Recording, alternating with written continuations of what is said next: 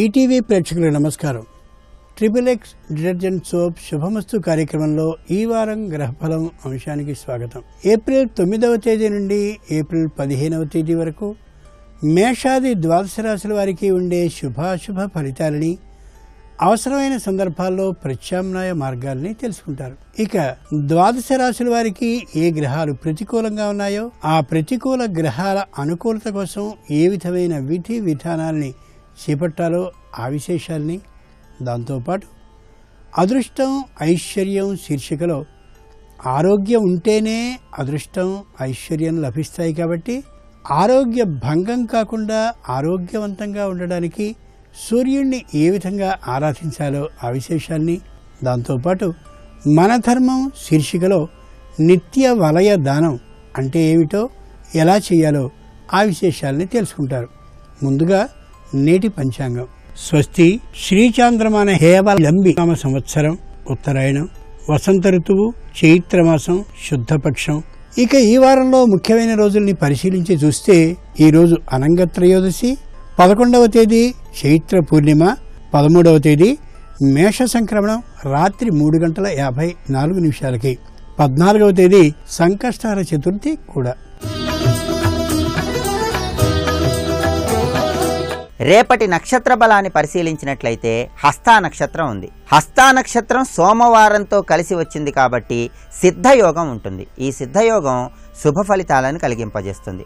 ప్రధానంగా విత్తనాలు నాటడానికి, ధాన్యం కొనుగోలు చేసి గృహానికి చేర్చడానికి, వ్యవసాయ రంగంలో ఉన్న వాళ్ళకి రేపటి రోజు అనుకూలమైన రోజుగా చెప్పవచ్చు. అలాగే భూములకు సంబంధించిన దస్తావేజులు వ్రాయించుకోవటానికి కూడా రేపటి నక్షత్ర బలం విశేషంగా సహకరిస్తుంది. నామకరణం, అక్షరాభ్యాసం కార్యక్రమాలు నిర్వహించడానికి రేపు అనుకూలమైన రోజుగా చెప్పవచ్చు. విద్యాపరమైన విషయాలలో ముఖ్యమైన నిర్ణయాలు తీసుకోవటానికి కూడా రేపటి రోజు అనుకూలమైన రోజుగా చెప్పవచ్చు. ప్రభుత్వపరమైనటువంటి వ్యవహారాలు నిర్వహించడానికి, ప్రభుత్వ కార్యాలయాలకు వెళ్ళటానికి కూడా రేపటి రోజు అనుకూలమైన రోజుగా చెప్పవచ్చు. శుభమస్తు ప్రేక్షకులైనటువంటి మీ అందరికీ కూడా ఆదిత్య వారానికి అధినాథుడైనటువంటి సూర్యభగవానుడు కొత్తవైన కోరికల్ని చిగుళ్ల రూపంలో అలా వృద్ధి చెందాలని, చెందింప చేయాలని, ఆ కోరికలన్నీ తీరేలా చేయాలని ప్రత్యక్ష భగవానుడైన సూర్యుడిని ప్రార్థిద్దాం.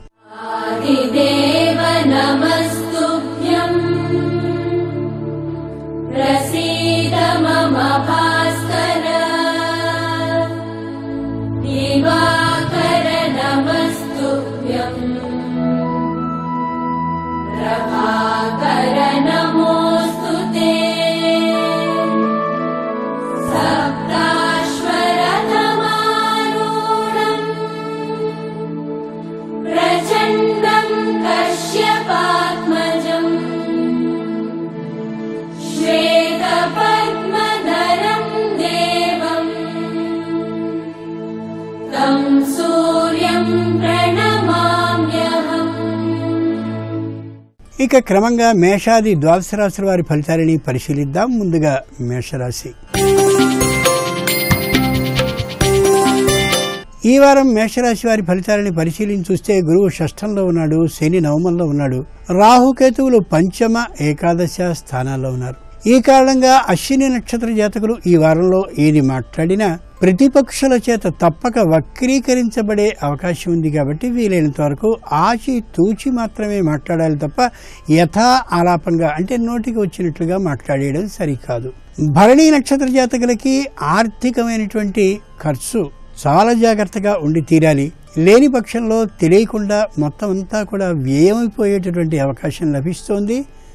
జాగ్రత్తగా ఆచి తూచి మాత్రమే వ్యయాన్ని చేసుకోగలగాలి. కృత్తికా నక్షత్ర జాతకులు ప్రయాణాల్లో తగుమాత్రపు భద్రతని పాటించాలి. లేని పక్షంలో శారీరక శ్రమతో పాటు ధనానికి సంబంధించినటువంటి నష్టాన్ని కూడా చవిచూసే అవకాశం ఉంది. కాబట్టి 1-2 మార్లు జాగ్రత్తగా ప్రయాణాల విషయంలో ఉండాలి. ఈ వారం ఈ రాశివారు ఆదిత్య హృదయ స్తోత్రాన్ని పఠిస్తూ కాలాన్ని గడపడం ఉత్తమం. మేషరాశి వారికి ప్రధాన ప్రతికూల గ్రహం కుజుడు అయినటువంటి కారణంగా కుజ గ్రహ అనుకూలత కోసం లలిత సహస్రనామాన్ని సామూహికంగా కానీ వ్యక్తిగతంగా కానీ పారాయణం చేయడం ఉత్తమం. మేషరాశి వారు ఈ వారం తగినంత విశ్రాంతిని బుద్ధికి శరీరానికి ఇచ్చుకుంటూ ఉండాలి. ఇక ఈ వారం వృషభ రాశి వారి ఫలితాలని పరిశీలించి చూస్తే గురువు పంచమంలో ఉన్నాడు, శని అష్టమంలో ఉన్నాడు, రాహుకేతువులు చతుర్థ దశమ స్థానాల్లో ఉన్నారు. కాబట్టి ఈ కారణంగా కృత్తికా నక్షత్ర జాతకులు ఎదురుచూపు మాత్రమే మిగిలేటటువంటి పరిస్థితిలో ఉంటారు. అనుకున్నటువంటి పనులన్నీ సక్రమంగా ముగియకపోవచ్చు, ఏదైనా కొత్తదైనటువంటి సమస్య కూడా ఏర్పడవచ్చు. అంత మాత్రం చేత దిగులు పడవలసిన అవసరం లేదు, తప్పక సమస్య పరిష్కారం అవుతుంది. రోహిణీ నక్షత్ర జాతకులకి తోటి ఉద్యోగులతో లేదా పై అధికారులతో మందలింపులు కానీ నిందలు కానీ వచ్చే అవకాశం ఉంది. కాబట్టి వీలైనంత వరకు అలాంటి పరిస్థితిని ఎదుటివారికి కలగచేయకుండా సకాలంలో వృత్తి ఉద్యోగాలకి వెడుతూ భద్రతతో పనిచేయడం ఎంతైనా అవసరం. మృగశిర నక్షత్ర జాతకులు ఆచితూచి మాట్లాడాలి. ఎంత అవసరమో అంత మాత్రమే పనిని చేయాలి తప్ప అనవసరమైన పనులన్నింటినీ కూడా భుజాన వేసుకుని ఇబ్బంది పడడం, నిందకి పాల్పడడం సరికాదు. ఈ వారం ఈ రాశివారు రాజరాజేశ్వరి అష్టోత్తర శతనామ పఠనాన్ని చేస్తూ ఉండాలి.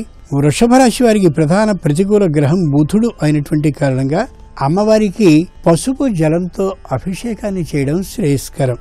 ముఖ్యంగా ఈ రాశివారు ఈ వారం మానసిక శాంతి కోసమని నిత్య పూజని చేస్తూ ఉండాల్సిందే, నిత్య దీపారాధనని చేస్తూ ఉండాల్సిందే. ఇక ఈ వారం మిథున రాశి వారి ఫలితాలని పరిశీలించి చూస్తే గురువు చతుర్థంలో ఉన్నాడు, శని సప్తమంలో ఉన్నాడు, రాహుకేతువులు తృతీయ నవమ స్థానాల్లో ఉన్నారు. ఈ కారణంగా మృగశిర నక్షత్ర జాతకులకి ఉద్యోగంలో ఆధిక్యం, అంటే వేతనంలో ఆధిక్యం కాదు కానీ ఉద్యోగ భారంలో ఆధిక్యం లభిస్తుంది. ఉద్యోగంలో గౌరవం కూడా పెరుగుతుంది. పైనున్నటువంటి యజమానుల యొక్క దృష్టిలో ఇతడు అధికుడు అనేటటువంటి అభిప్రాయం కలిగే అవకాశం బాగా కనిపిస్తుంది. దాన్ని దుర్వినియోగపరుచుకోకుండా ప్రయత్నించగలగాలి. ఆర్ద్ర నక్షత్ర జాతకులకి ఒక విషయం మీద స్పష్టమైనటువంటి అవగాహన కలుగుతుంది. ఆ అవగాహన కారణంగా కొత్తమైనటువంటి ఆలోచనలు శాస్త్రీయంగా కలుగుతాయి. ఆ విధమైన శాస్త్రీయ కోణపు దృష్టిలో ప్రయత్నించి ప్రయాణించడం ఎంతైనా అవసరం జీవిత అభివృద్ధికి. పునర్వసు నక్షత్ర జాతకులకి కుటుంబంలో ఐకమత్యం బాగుంటుంది. రుణాన్ని చేయవలసి వస్తుందేమో అని అనుకుంటూ ఉంటే ఆ అవసరం రాకుండా కుటుంబం అంతా సుఖశాంతులతో గడుస్తుంది. ఈ వారం ఈ రాశివారు లక్ష్మీ అష్టోత్తర శతనామ పఠనాన్ని చేస్తూ కాలాన్ని గడపాలి. మిథున రాశి వారికి ప్రధాన ప్రతికూల గ్రహం రవి అయినటువంటి కారణంగా కుంకుమ జలంతో అభిషేకాన్ని అమ్మవారికి సమర్పించడం ఉత్తమం. ముఖ్యంగా ఈ రాశివారు ఈ వారం వాద వివాదాల జోలికి పోనేపోకూడదు. ఆరోగ్య శ్రద్ధని వహిస్తూ ఉండాలి. ఇక ఈ వారం కర్కాటక రాశి వారి ఫలితాలని పరిశీలించి చూస్తే గురువు తృతీయంలో ఉన్నాడు, శని షష్ఠంలో ఉన్నాడు, రాహుకేతువులు ద్వితీయ అష్టమ స్థానాల్లో ఉన్నారు. ఈ కారణంగా పునర్వసు నక్షత్ర జాతకులకి ఎక్కడి నుండో ద్రవ్యం లభించే అవకాశం బాగా అనిపిస్తోంది. ఏదో కొనుక్కోవాలి, స్థలమో పొలమో వంటి ఆలోచనలు బలంగా ఉంటాయి. కొనలేకపోతారు కానీ ఆలోచనల్లో మాత్రం ప్రయాణాన్ని చేస్తూ ఉంటారు. పుష్యమి నక్షత్ర జాతకులకి ఆరోగ్యం బాగుంటుంది, ధనాదాయం చక్కగా ఉంటుంది, సంఘంలో కీర్తి ప్రతిష్టలు కూడా పెరుగుతాయి. కానీ మానసికమైనటువంటి దిగులు ఎందుకో తెలియదు కానీ తాత్కాలికంగా ఉండవచ్చు. ఆశ్లేష నక్షత్ర జాతకులు మాట పట్టింపుకి పోయేటటువంటి అవకాశం ఉంది కాబట్టి దానివల్ల అశాంత స్థితి ఏర్పడుతుంది. కాబట్టి కోపాన్ని, మాట పట్టింపుతనాన్ని ఈ వారంలో విడుచుకోవడం ఎంతైనా అవసరం. ఈ వారం ఈ రాశివారు నవగ్రహ స్తోత్ర పఠనాన్ని చేస్తూ కాలాన్ని గడపాలి. కర్కాటక రాశి వారికి ప్రధాన ప్రతికూల గ్రహం రవి అయినటువంటి కారణంగా అమ్మవారికి ధాన్య జలంతో అభిషేకాన్ని చేయించడం ఉత్తమం. ముఖ్యంగా ఈ రాశివారు ఈ వారం మానసికమైనటువంటి ధైర్యం కోసం, వాద వివాదాలకి దూరంగా ఉండడం కోసం అహంకారం లేకుండా, గర్వం లేకుండా ప్రవర్తించాలి. ఇక ఈ వారం సింహరాశి వారి ఫలితాలని పరిశీలించి చూస్తే గురువు ద్వితీయంలో ఉన్నాడు, శని పంచమంలో ఉన్నాడు, రాహుకేతువులు ప్రథమ సప్తమ స్థానాల్లో ఉన్నారు. ఈ కారణంగా మఖా నక్షత్ర జాతకులకి దాదాపు ఒడ్డుకొచ్చేసినటువంటి స్థితి వచ్చేస్తుంది. రుణాల నుండి, కుటుంబానికి సంబంధించిన సమస్యల నుండి కూడా ఒడ్డుకు వచ్చినట్లే అని భావించవచ్చు. అనుమానం ఏమాత్రం లేదు. పూర్వ ఫల్గుని నక్షత్ర జాతకులు మానసికమైనటువంటి అశాంతికి ఏమాత్రము గురి కారు. దానికి కారణం తమ తల్లిదండ్రులు లేదా అత్తమామలు కావచ్చు. వారితో సఖ్యతని పాటిస్తూ ఉన్నట్లయితే, వారి సహాయ సహకారాలను తీసుకుంటూ గౌరవభావంతో మెలిగినట్లయితే జీవితం అంతా సుఖమయం అయ్యే అవకాశం బాగా ఉంది. ఉత్తర ఫల్గుని నక్షత్ర జాతకులు విదేశ గమనానికి తగినటువంటి ఆలోచనల్ని విరమించుకుని స్వదేశంలో కానీ ప్రయత్నాన్ని చేసినట్లయితే ఉన్నత ఫలితాలని సాధించగలమనే నమ్మకంతో ఉంటే తప్పక ఉత్తమ లాభం కలిగేటటువంటి అవకాశం ఉంది. ఏ విధమైన నిరుత్సాహానికి గురి కావాల్సిన అవసరం లేదు కూడా. ఈ వారం ఈ రాశివారు లక్ష్మీ నృసింహ కరావలంబ స్తోత్రాన్ని పఠిస్తూ గడపడం ఉత్తమం. సింహరాశి వారికి ప్రధాన ప్రతికూల గ్రహం రవి అయినటువంటి కారణంగా రవి గ్రహ అనుకూలత కోసం సామూహికమైనటువంటి భజనని ఇంట్లో ఏర్పాటు చేసుకోవడం ఒక రోజు అవసరం. ముఖ్యంగా ఈ రాశివారు ఈ వారం ప్రయత్నం నుండి విరమించకుండా ప్రయత్నాన్ని కొనసాగిస్తూనే ఉండాలి. ఇక ఈ వారం కన్యారాశి వారి ఫలితాలను పరిశీలన చూస్తే గురువు ప్రథమంలో ఉన్నాడు, శని అర్ధాష్టమంలో అంటే చతుర్థంలో ఉన్నాడు, రాహుకేతువులు ద్వాదశ షష్ఠ స్థానాల్లో ఉన్నారు. ఈ కారణంగా ఉత్తర ఫల్గుని నక్షత్ర జాతకులు నోటిని అదుపు చేసుకోవడంతో పాటు ధన వ్యయాన్ని కూడా నియంత్రించుకుని తీరాలి. లేని పక్షంలో ఇబ్బందికి గురయ్యేటటువంటి మాట వాస్తవం. హస్త నక్షత్ర జాతకులు ఆరోగ్య విషయంలో తగినంత జాగ్రత్తతో ఉండి తీరాలి. లేని పక్షంలో ఆరోగ్య భంగం కలిగే అవకాశం బాగా కనిపిస్తోంది. చిత్తా నక్షత్ర జాతకులు మాట పట్టింపులకి పోవడం ఏమాత్రమూ సరి కాదు.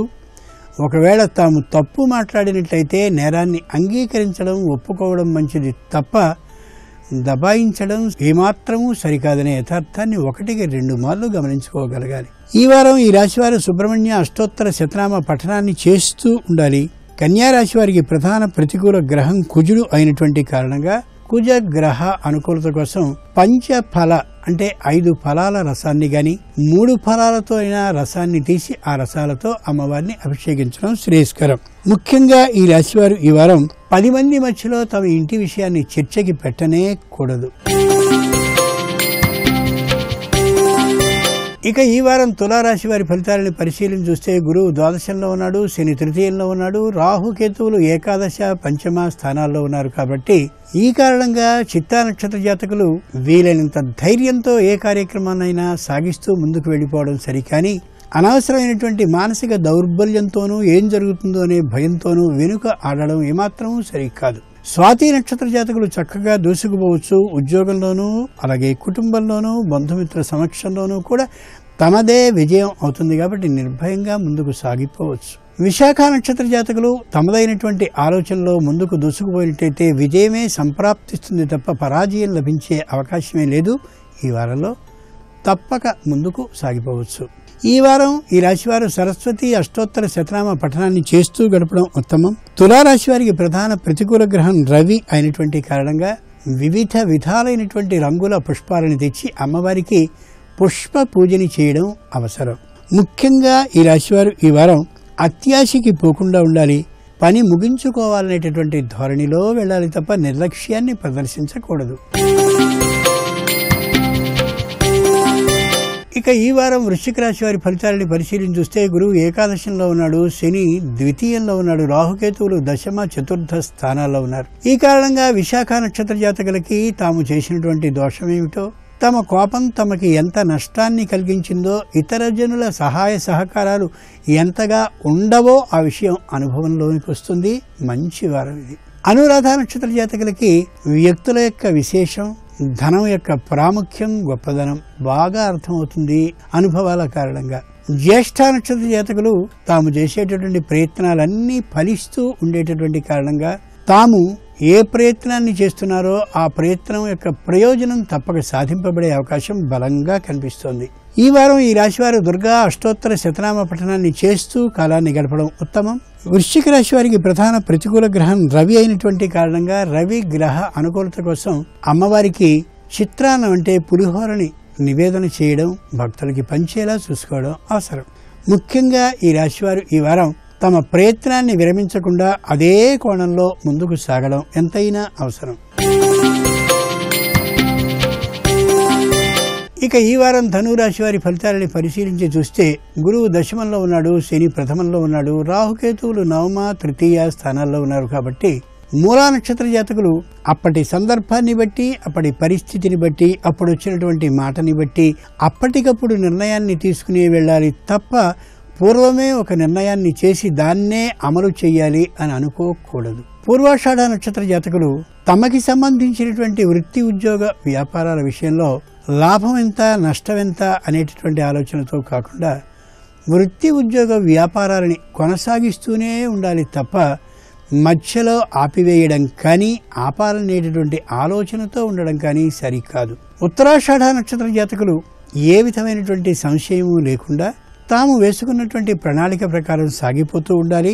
ఎక్కడైనా విఘ్నపు పాలు అయినప్పటికీ కూడా ఇది తాత్కాలికమే అనుకుంటూ సాగిపోవాలి తప్ప విఘ్నం జరిగింది కదా అనే మనో అధైర్యంతో పరిస్థితిని అదుపు చేసుకోలేమేమో అనేటటువంటి భయంతో ప్రయత్నాన్ని ఆపివేయడం సరికాదు.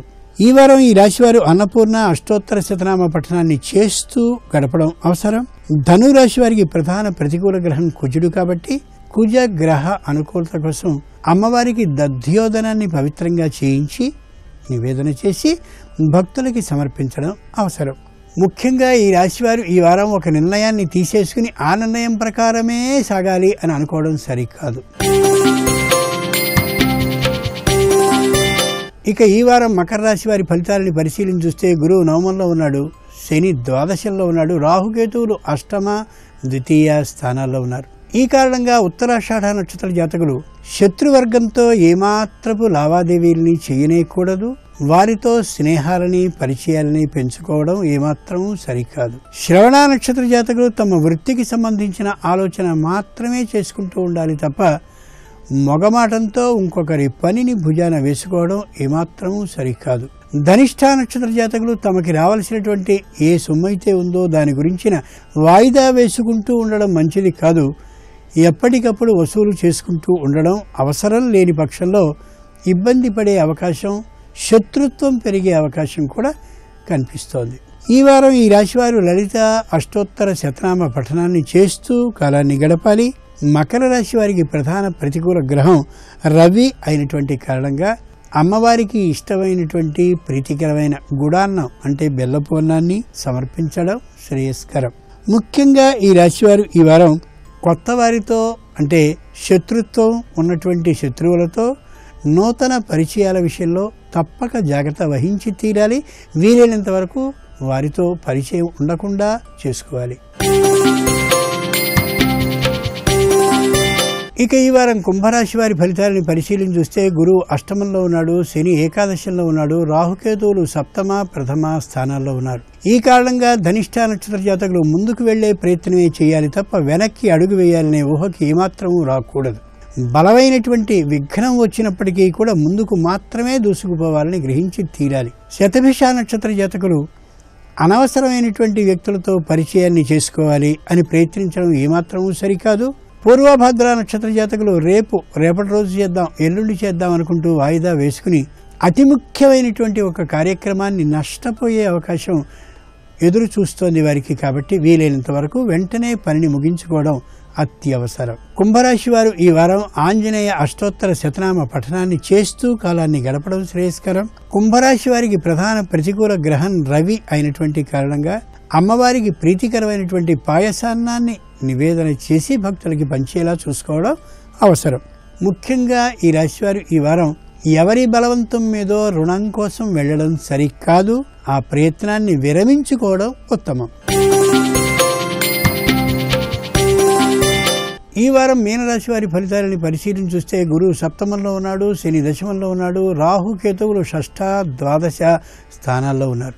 ఈ కారణంగా పూర్వభద్ర నక్షత్ర జాతకులు ఉన్న చోటనే ప్రయత్నం చేస్తూ ఉద్యోగంలో ఆధిక్యం వేతనాధిక్యం పొందగలరు. కాబట్టి మరో చోటికి వెళ్ళి ఉద్యోగాన్ని చేయాలి, మరో ప్రదేశానికి వెళ్ళి ఏదో ఉద్ధరించాలని మాత్రం అనుకోనే కూడదు. ఇక్కడే తప్పక అవకాశం ఉంది అని గ్రహించగలగాలి. ఉత్తరాభద్ర నక్షత్ర జాతకులు ఇయ్యవలసినటువంటి రుణాలని అంటే తీసుకున్నటువంటి బాకీలని తీర్చివేయడానికి ప్రయత్నించి కొత్తదైనటువంటి రుణాన్ని పొందగలగడం సాధ్యమవుతుంది. కాబట్టి ఇచ్చినటువంటి అంటే తాము తీసుకున్నటువంటి రుణాలని తీర్చివేయాలనే ఆలోచనకి బలంగా వచ్చి తీర్చడం ప్రారంభించి తీరాలి. రేవతి నక్షత్ర జాతకులు తమ సంతానాన్ని కానీ లేదా తాము కానీ మరో ప్రదేశానికి మారి విద్య, ఉద్యోగం, వ్యాపారం చేయాలనే ఆలోచనని సంపూర్ణంగా విరమించుకోగలగాలి. ఉన్న చోటనే వ్యాపారాన్ని, ఉద్యోగాన్ని, పిల్లల విద్యాభ్యాసాన్ని కొనసాగించేలా చూసుకోవాలి. ఈ వారం ఈ రాశివారు గణేశ అష్టోత్తర శతనామ పఠనాన్ని చేస్తూ కాలాన్ని గడపాలి. మీనరాశి వారికి ప్రధాన ప్రతికూల గ్రహం రవి కాబట్టి రవి గ్రహ అనుకూలత కోసం బంగారాన్ని, వెండిని ముంచినటువంటి జలంతో అమ్మవారికి అభిషేకాన్ని చేయించడం శ్రేయస్కరం. ముఖ్యంగా ఈ రాశివారు ఈ వారం తాత్కాలికమైనటువంటి ఆరోగ్య పరీక్షల్ని భార్యాభర్తలు చేయించుకోవడం అవసరం.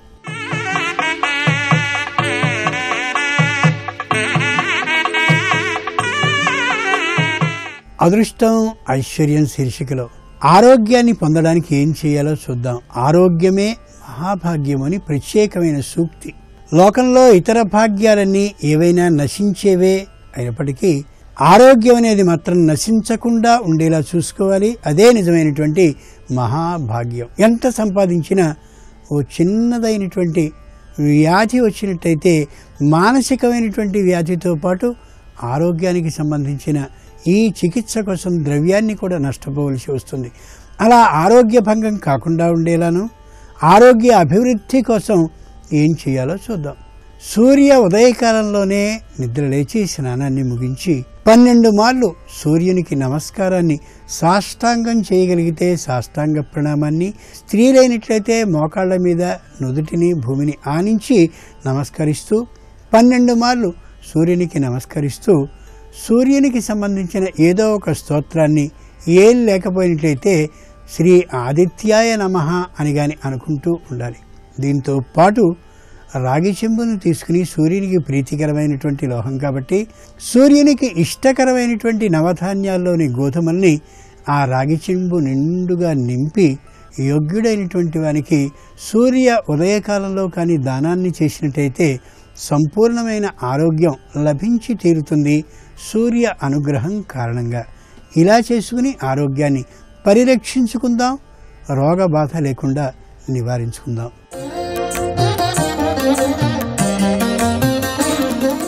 మన ధర్మం శీర్షికలో నిత్య వలయ వ్రతాన్ని గురించి ఆలోచిద్దాం. ఇవన్నీ ఉన్నవే తిరిగి మళ్ళీ మనం గుర్తు చేసుకోగలగడం మన అదృష్టం. వలయము అంటే మట్టి గాజు అని అర్థం. చక్కనైనటువంటి గాజుల్ని గృహిణి అయినటువంటి ఆమె వద్దకు వెళ్ళి ఈ చేతికి 2, ఆ చేతికి 2 గాజుల్ని స్వయంగా తామే తొడిగి పాదాభివందనాన్ని చేసి అక్షతల్ని ఆమెకు ముందుగానే ఇచ్చి ఆశీర్వచనాన్ని గాని పొంది వచ్చినట్లయితే భార్యాభర్తల అన్యోన్యతతో పాటు ఆరోగ్యం కూడా సుఖంగా ఉంటుంది. ఏదో ఒక ఆభరణాన్ని కొనుక్కోగలిగిన అదృష్టం కూడా నిత్య వలయ వ్రతం ద్వారా లభిస్తుంది అని పెద్దలు చెప్పినటువంటి మాట కాబట్టి ఇది వ్యయంతో కూడిన పని ఏమాత్రమూ కాదు కాబట్టి ఇలా ఆచరించడం ఉత్తమం. అలా చేద్దాం.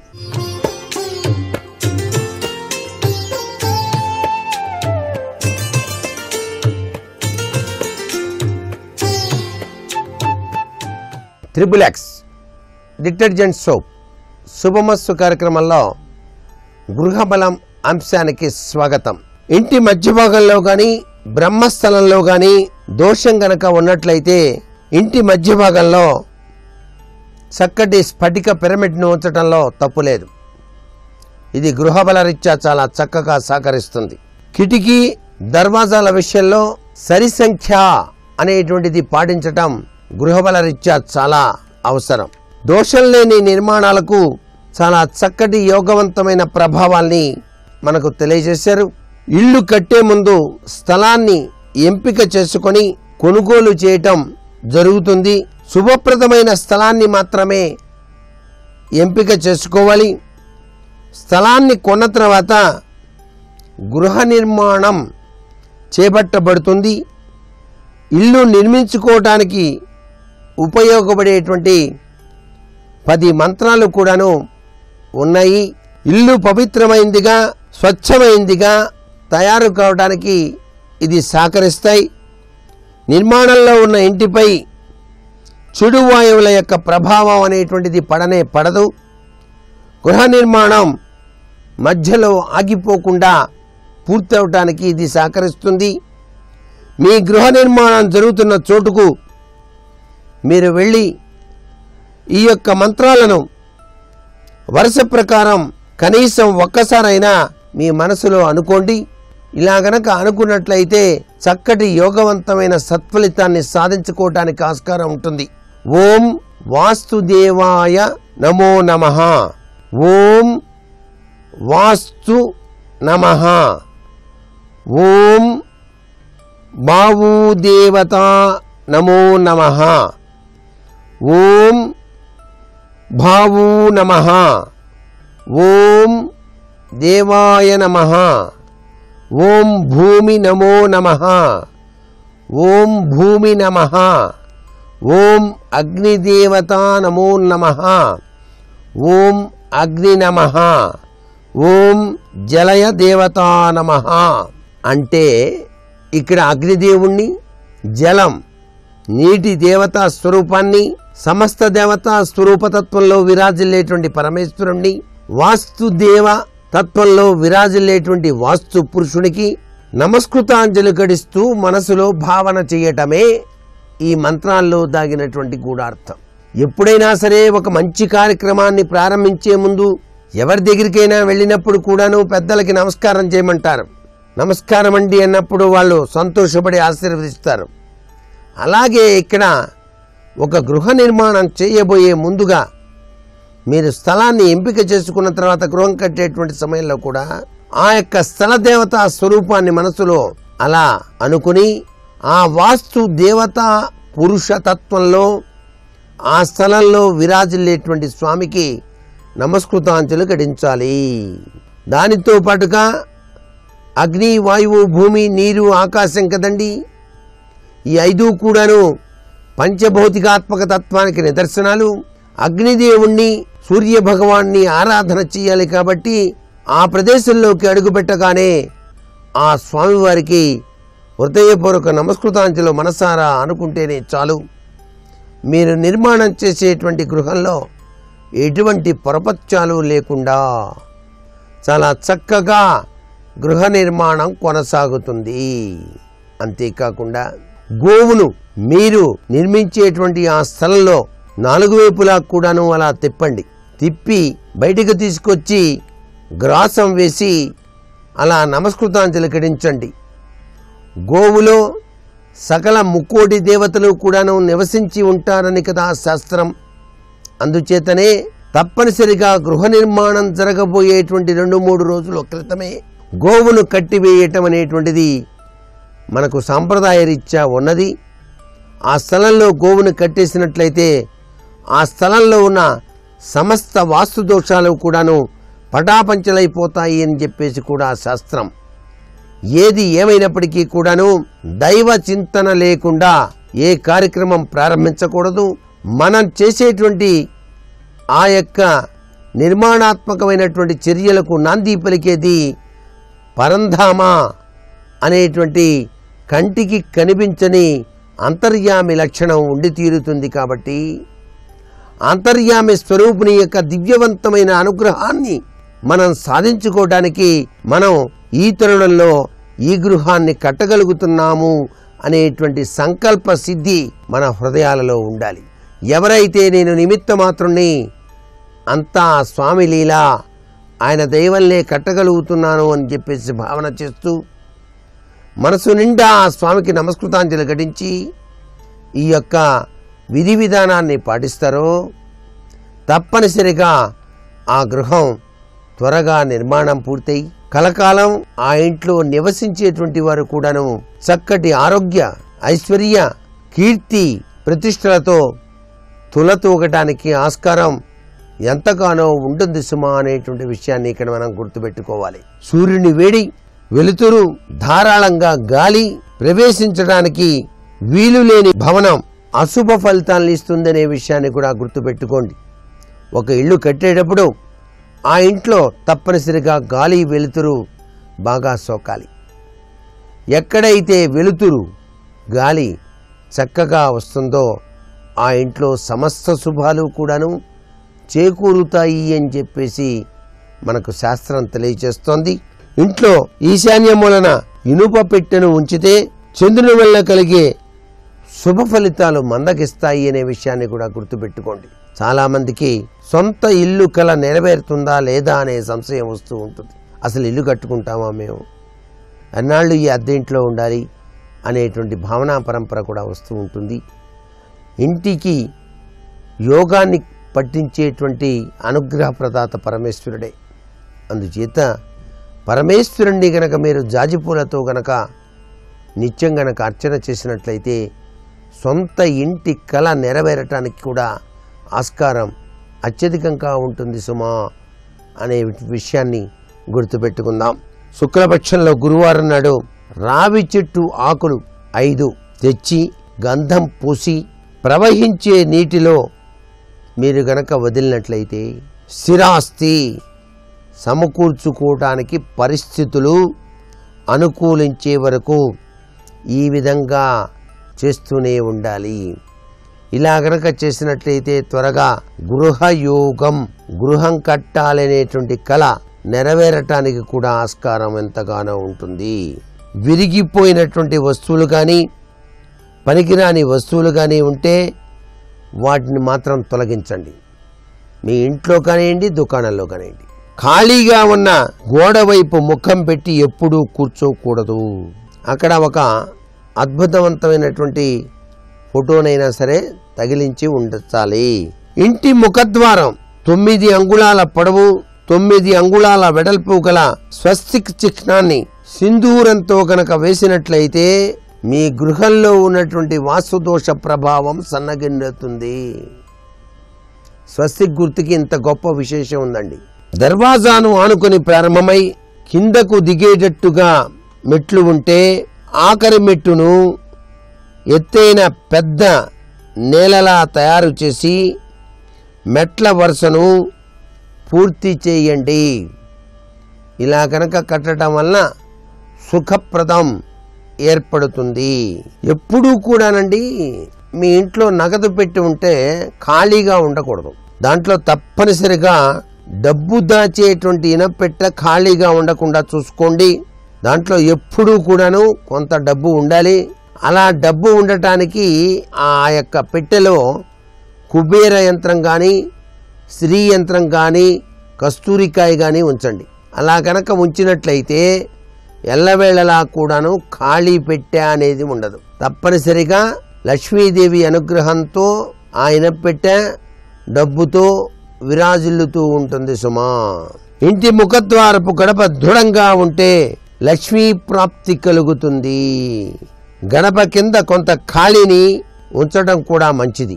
మీరు చేసేటువంటి వ్యాపారం దినదినాభివృద్ధి చెందటానికి దుకాణంలో తప్పనిసరిగా ముఖద్వారానికి పై భాగాన స్వస్తిక్ స్టిక్కర్స్ ఉండేటట్టుగా అమర్చుకోండి. తప్పనిసరిగా అభివృద్ధి పథంలోకి పయనింప చేసుకోవడానికి ఆస్కారం ఉంది. ఈశాన్య మూలలో ఎక్కడైనా సరే దుకాణంలో కానివ్వండి, కార్యాలయంలో కానివ్వండి, పూజా మందిరాన్ని ఏర్పాటు చేసుకోండి. అక్కడ ఉదయం సాయంత్రం తప్పకుండా అగరబత్తీలు కానీ దీపం కానీ పెట్టడం కానీ ప్రతిరోజు చేయండి. ఇలా ప్రతిరోజు కనుక చేసినట్లయితే తప్పనిసరిగా లాభదాయకవంతమైన ప్రభావం సిద్ధిస్తుంది. మరికొన్ని ముఖ్య విషయాలు రేపటి శుభమస్తు కార్యక్రమాలు తెలుసుకుందామా? మరి సర్వే జనా సుఖినో భవంతు.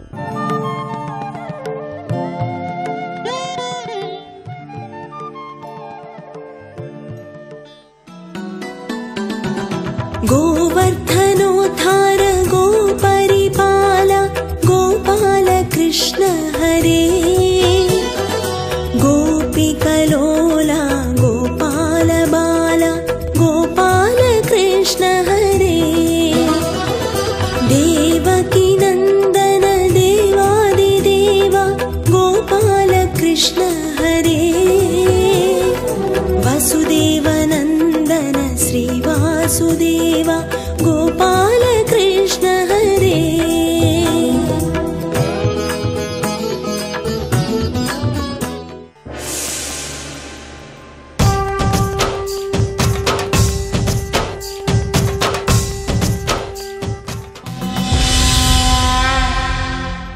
సమయమిది మిత్ర కార్యంబు చక్కజేయ నీ కతంబున నేమవినీతుడైన ఆ సుయోధనుతోడి పోరాట దక్కి అనుభవింతుము మా అంశమగు ధరిత్రి.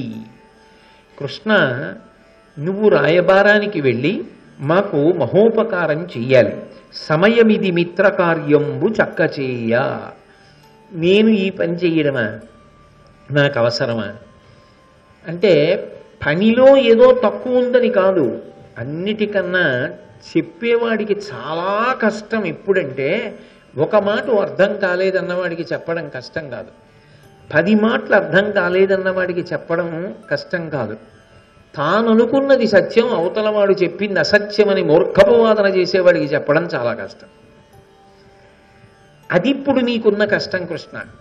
ఎందుకనంటే ఆ దుర్యోధనుడున్నాడే, నువ్వు ఎన్ని మంచి మాటలు చెప్పు, ఎంత శాస్త్రీయంగా చెప్పు, ఎంత లౌకికంగా చెప్పు, ఎన్ని దృష్టాంతములతో చెప్పు, ఎంత సమర్థించి చెప్పు, తన వాదనే తనది తప్ప వాడు వినడం.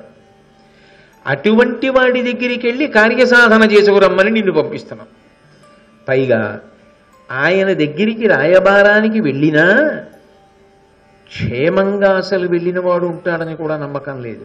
ఎందుకని అంటే అవతల వాడికి ఉన్నటువంటి దుర్బుద్ధి అటువంటి. కాబట్టి ఇంత క్లేశమైనటువంటి పని చేయడానికి ఎవడూ ఇష్టపడడు. ఎందుకంటే వెళ్ళిన వాడికి మనసు పాడైపోతుంది. అంత మూర్ఖత్వం ఏమిటిరా అనిపిస్తుంది. కాబట్టి నువ్వు దీన్ని సహించాలి, భరించాలి, భరించి మాట్లాడాలి. వెళ్ళి ఎవరి కోసం? మా యందు ఉన్నటువంటి ప్రేమ చేత. ఎంత గొప్పగా చెప్తున్నాడో చూడండి. నీ చెప్తే వాడు వింటాడా? అనడానికి అవకాశం లేకుండా చెప్తున్నాడు. సమయమిది మిత్రకార్యంబు చక్కచేయ. వాడు నా మిత్రుడు, వాడికి కష్టం వచ్చింది, మరి వాడు వింటాడా వినడా వదిలేయండి, నా వంతు ప్రయత్నం నేను చెయ్యాలా. అంతేగాని అసలు వాళ్ళు విండా ఇవన్నీ మీనమేషాలు లెక్క పెడుతూ కూర్చుంటే ఇంకా మిత్రుడి కోసమని చెప్పి తాను చెయ్యడానికి తాను ముందుకొచ్చిన స్థితి ఏముంటుంది అందులో? నిస్సందేహంగా కృష్ణ ఇది క్లేశమే, మనసుకి చాలా బరువుగా అనిపించే పనే. కానీ చేసేటప్పుడు సంతోషంగా నీకు ఉండాలి. ఎందుకో తెలుసా? మా కోసం చేస్తున్నావు కాబట్టి. మా కోసం ఎందుకు చేసినప్పుడు సంతోషంగా ఉండాలి? నిన్ను చూపి పాండుక్షమాపాలుండు చనియ మహాత్మా, నీవు నాకు తండ్రి తర్వాత తండ్రి లాంటి వాడివి కాబట్టి బిడ్డకొచ్చిన కష్టానికి నేను చేయడమా చేయకపోవడమా అన్న ఆలోచన తండ్రికి ఉండదు. నేను ఇది చేసి తీరవలసిందే వాడి కోసం అని ఎలా పెడతాడో నువ్వు కూడా మా కోసం ఈ క్లేశాన్ని ప్రేమతో స్వీకరించవలసి ఉంటుంది. కాబట్టి సమయమిది మిత్రకార్యంబు చక్కచేయ నీ కతంబుననే అవినీతుడైన ఆ సుయోధనుతోడి పోరాట తక్కి అనుభవింతుము మా అంశమగు ధరిత్రి. ఒక్క నీ వాక్చాతుర్యము వలన, నీకున్న గౌరవము వలన, నువ్వు మాట్లాడగలిగినటువంటి రీతి వలన, నువ్వు చేసేటటువంటి ధర్మ ప్రతిపాదన వలన అవినీతిపరుడైనటువంటి ఆ దుర్యోధనుడు మాట విని సంధికి ఒప్పుకుంటే ఎంతో సంతోషంగా అందరూ కలిసి బ్రతకడానికి అవకాశం ఉంటుంది. లేనినాడు చాలా చాలా భయంకరమైనటువంటి యుద్ధం జరుగుతుంది. ఆ యుద్ధంలో నావారు కానివారు అన్న మాట ఉండదు. కొన్ని కోట్ల మంది పడిపోతారు. ఆ తర్వాత రాజ్యం ఎవరికి దక్కినా అది నిత్తుటికూడైపోతుంది. అందుకే అట్లాంటి యుద్ధం జరగకుండా ఉండాలి, మాదైనటువంటి భూమి మాకు రావాలి. అలాగని ఇంత యుద్ధం జరుగుతుంది ఎందుకు లేదు అని చేతులు ముడుచు కూర్చుంటే రేపు పొద్దున్న మమ్మల్ని కీర్తించేవాడేవాడు, మా గౌరవం దక్కేదలా. అంత మూర్ఖుణ్ణి ఒప్పించి మా రాజ్యం మాకు ఇప్పించాలి. అదేమన్నా తేలికైన పనే కాదు. కానీ నీ యొక్క అనుగ్రహ విశేషము చేత, నీ రాయబారము యొక్క ప్రజ్ఞా పాఠవముల చేత అనుభవింతుము మా అంశమగు ధరిత్రి. వాటాకి ఏ భూమి వస్తుందో ఆ భూమిని మేము తీసుకుని పరిపాలించి సంతోషంగా ఉంటాం. కాబట్టి కృష్ణ ఈ ఉపకారం మాకు చెయ్యాలి అని కొంతసేపు మాట్లాడి, అర్ధరాజ్యమే ఇమ్మని కూడా అడగం, ఏవో ఒక్క 5 ఊళ్ళు ఇమ్మను చాలు. 5 ఊళ్ళు ఇచ్చినా చాలు. నా వారన్న వారిని పోషించుకోవాలి కదా, వాళ్ళకి కూడు గుడ్డ తినడానికి తిండి ఉండాలి కదా, దాని కొరకు 5 ఊళ్ళుంటే 5గురు అన్నదమ్ములు ఉన్నాం, ఏ గొడవ వద్దు, ప్రశాంతంగా జీవితం గడిపేస్తాం. 5 ఊళ్ళు ఇమ్మను చాలు. మేము అడిగిన ఊళ్ళు ఇచ్చినా సరే, వాళ్ళు అనుకున్న ఊళ్ళు ఇచ్చినా సరే వాళ్ళ ఇష్టమే, మా మాటగా చెప్పు అని మళ్ళీ ఒక్క నిమిషం ఆగి ఆలోచించి, వద్దులే కృష్ణ, నువ్వు వెళ్ళవద్దు రాయబారానికి. ఎందుకు వెళ్ళద్దు? రాయబారానికి వెళ్ళేవాడు చాలా పెద్ద సైన్యంతో వెళ్ళడు, రాయబారి ఒక్కడెడతాడు, మహా ఉంటే పక్కన ఇంకో 4-5 ఉంటారు. కానీ నువ్వు ఎటువంటి ప్రదేశానికి వెడుతున్నావో నాకు బాగా తెలుసు. కేవలం 4 మాటలు చెప్తే వినేవాడు కాడని తెలుసు, ఎంత బాగా చెప్పినా వినడని తెలుసు. పోనీ వినడు కాబట్టి మనం అనుకున్న పనవదనుకుంటే నిన్ను పంపడానికి నాకు అభ్యంతరం లేదు. కానీ వెళ్ళిన తరువాత నీకు ఏ ప్రమాదం జరుగుతుందో అని నాకు భయంగా ఉంది. అంటే అసలు దుర్యోధనాదుల యొక్క ప్రవృత్తి ఎటువంటిదో ఆలోచించండి. కాబట్టి వెళ్ళిన తర్వాత నువ్వు క్షేమంగా ఉంటావా నాకు అనుమానం. కాబట్టి నిన్ను పంపడానికి నా మనసు రావట్లేదు. నీకు ఏదైనా జరిగిందనుకో, మేమందరం ఉండి లేని వాళ్ళం అయిపోతాం. కాబట్టి అసలు వెళ్ళవద్దు కృష్ణ అన్నాడు. కృష్ణుడు ఒక నవ్వు నవ్వి, ధర్మరాజా, ఒక్కడివే వెళ్ళద్దు అంటున్నావే, నా పౌరుష ప్రతాపములు నీకు తెలియవా? ఒకవేళ దుర్యోధనుడు అంతకే తెగిస్తే నన్నేదో చెయ్యాలని దుర్యోధనుడు అనుకుంటే, దుర్యోధనుడు కాదు, నన్ను పట్టగలిగిన వాళ్ళు లేరని నిరూపించి రావడం నాకు తెలియదా? కాబట్టి ఎందుకు బెంగ పెట్టుకుంటావు? ఆ విషయాన్ని పక్కన పెట్టు, వెళ్ళి మీ పనుపున ఏం చెప్పమంటారన్న విషయం మీద నాతో మాట్లాడాడు అని ధర్మరాజు గారి యొక్క సందేశాన్నంతటినీ విన్న తర్వాత, ధర్మరాజు గారి తర్వాత వాడు కాబట్టి భీముణ్ణి పిలిచాడు. పిలిచి, భీమా, నీ అభిప్రాయం ఏమిటని అడిగాడు. అడిగితే భీముడు అన్నాడు, మా అన్నగారి అభిప్రాయం ఏమిటో నాది అదే అభిప్రాయం. నాకు ఇక వేరు అభిప్రాయం అంటూ ఏమీ లేదు. మా అన్నగారు కోరినట్టే 5 ఊళ్ళు ఇచ్చినా చాలు, ప్రశాంతంగా ఉంటాం. అర్ధరాజ్యం ఇస్తే మరీ మంచిది. ఏ గొడవ లేకుండా సంధి జరగడమే అత్యంత ఆవశ్యకమైనటువంటి విశేషం. అనవసరపు రక్తపాతం లేకుండా, బంధువులందరూ నశించిపోవలసిన అవసరం లేకుండా సంధి జరగాలని మా అన్నగారు కోరుకుంటున్నారు. అది జరగాలని నేను కూడా అపేక్షిస్తున్నాను కృష్ణ అన్నాడు. ఇదేమిటి? భీముడు కూడా ఇంత నీరసపడితే, భీముడు కూడా సంధినే బలపరిస్తే, భీముడు కూడా ఇచ్చిన దాంతో సరిపెట్టేసుకుందాం అనుకుంటే, నిప్పే చల్లారిపోతే ఇక రేపు యుద్ధం వస్తే పౌరుషంతో వెళ్ళేవాడెవరు? సంధి పొసగదన్న విషయం స్పష్టంగా తెలుసు కృష్ణ పరమాత్మకి. ఎందుకు పొసగదు అంటే యువతలవాడి సమర్థత వలన కాదు, అవతలవాడి మూర్ఖత్వం వలన పొసగదన్న విషయం అందరికీ తెలిసిన విషయం. కాబట్టి భీముడు ఇప్పుడే ఏదో ఇచ్చింది చాలే అని మనసు సరిపెట్టుకుని అంత నీరసపడిపోయి అంత నిరుత్సాహంగా ఉండి అలా మాట్లాడితే రేపొద్దున యుద్ధానికి ఏం పెడతాడు? అందుకే ముందు భీముని యందు పౌరుషాన్ని రెచ్చగొట్టి తర్వాత వెళ్ళాలనుకున్నాడు కృష్ణుడు. అని భీముడి వంక తిరిగి ఒక మాట అన్నాడు. అనుటయు పిన్ననవ్వునగి అంబుజనాభుడు వల్కు ఎన్నడున్ వినవిని భీమపాలుబడు వింతలు వింటిమి మాట, అగ్గి చలనగుట భూరి భూధరము లాఘవముందుటగాదే, ఇవ్విధంబున ఇతడిపుడు మార్ధవమునందుట ఇంకిట చెప్పనీటికిన్ అన్నాడు. ఏం ఆశ్చర్యం అని ఓ చిన్న నవ్వు నవ్వి కృష్ణ పరమాత్మ, అసలు ఎన్నడున్ వినవిని భీముపాలకడు వింతలు వింటిమి మాట, అసలు భీముడి నోటి వెంట ఇటువంటి మాటలు వస్తాయని కలలో కూడా ఎవరూ అనుకోరు.